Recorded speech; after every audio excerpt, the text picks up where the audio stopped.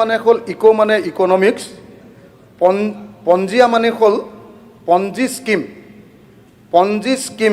পঞ্জী স্কিম মানে হ'ল যে অৰ্থ নাইকিয়া ফুপুলা সপোনৰ আঁচনি।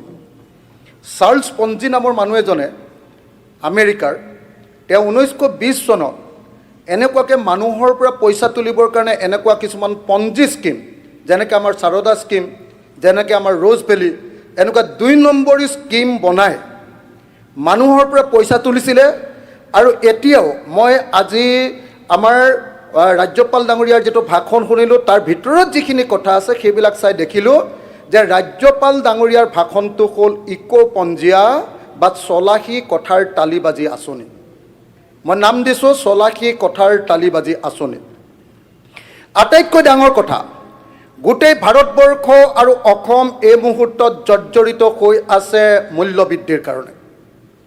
আৰু আটাইতকৈ ডাঙৰ কথা যে এই গোটেই ভাষণটোত মূল্যবৃদ্ধি শব্দটো, অসমীয়াত মূল্যবৃদ্ধি, ইংৰাজীত প্ৰাইচ হাইক বাই ইনফ্লেশ্যন, এটা শব্দ ইয়াত উল্লেখ নাই।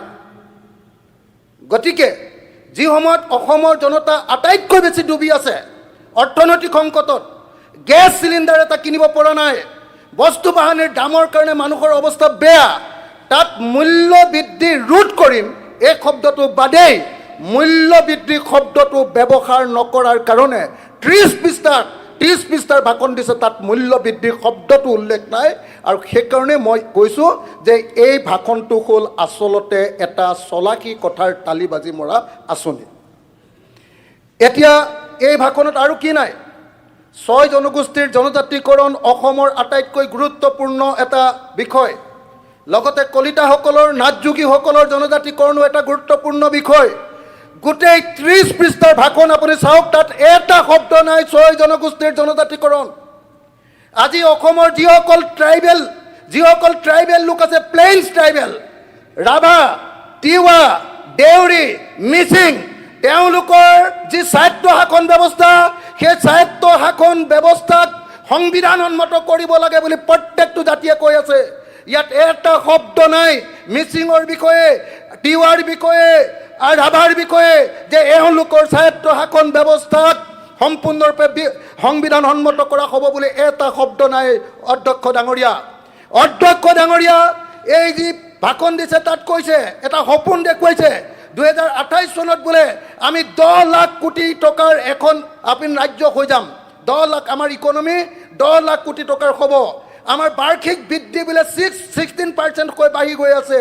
কিন্তু যি সময়ত 16% বাৰ্ষিক বৃদ্ধি কৈ গৈ আছে, যি সময়ত 10 লাখ কোটিৰ সপোন আমাক দেখুৱাইছে অধ্যক্ষ ডাঙৰীয়া, সেই সময়ত অসমত 63 লাখটা পৰিয়াল আছে। অসমত 63 লাখ, তাৰ ভিতৰত 40 লাখটা পৰিয়াল চলে এতিয়া 1250 টকাৰ অৰুণোদয় স্কিমৰ পৰা। 1250 টকাৰ অৰুণোদয় স্কিম। অসমৰ গ্ৰাম্য মহিলা, অসমৰ টাউনৰ দুখীয়া মহিলাৰ আটাইতকৈ ডাঙৰ সপোনটো হ'ল অৰুণোদয়ত তেওঁলোকৰ নামটো সোমাবনে নাই। এই গোটেই বাজেট ভাষণ, এই গোটেই ৰাজ্যপালৰ ভাষণত ক'ত আছে যে এই যিসকলে 1250 টকা দি চলিবলগীয়া পৰিস্থিতি হৈছে, তেওঁলোকক ভৱিষ্যতে উৎপাদনৰ ব্যৱস্থা কৰি দিব, তেওঁলোকৰ কাৰণে বজাৰৰ ব্যৱস্থা কৰি দিব, তেনেকুৱা কোনো স্কিম নাই। আৰু সেইকাৰণে মই কৈছোঁ যে এইটো হ'ল তালিবাজি মৰা এটা অৰ্থনৈতিক এটা বক্তব্যৰ বাহিৰে আন একো নহয়। শ্ৰদ্ধেয়, ইয়াত কৈছে যে 2047 চনৰ ভিতৰত বোলে অসমখন বিশ্বস্তৰীয় প্ৰতিযোগিতামূলক অসম হ'ব। যি সময়ত 47 চনত বিশ্বৰ ভিতৰত 1 নম্বৰ 2 নম্বৰ হ'ব, আগতে ভাৰতৰ ভিতৰত 1 নম্বৰ 2 নম্বৰ কৈ আছিলে, তাত কিন্তু গুৱাহাটীৰ মানুহে প্ৰত্যেক দিনাই কৃত্ৰিম বানপানীত ডুবি থাকিবলগীয়া হৈছে।